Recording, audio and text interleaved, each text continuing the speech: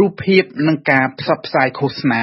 តែងតែជាផ្នែកមួយនៃអាវុធនៅក្នុងការគំរាមថាសហរដ្ឋអាមេរិកនឹងវាយកំទេចអ៊ីរ៉ង់ឲ្យឆេះអស់ខ្លាចជាផេះប្រសិនបើមិនព្រមចុះកិច្ចព្រមព្រៀងទេនោះលោកដូណាល់ត្រាំបានបង្ហោះនៅរូបភាពជាច្រើនសន្លឹកថែមទៀតដែលរូបភាពទាំងអស់នោះសុទ្ធតែជាបំផ្ទុះគ្រាប់បែកនុយក្លេអ៊ែរ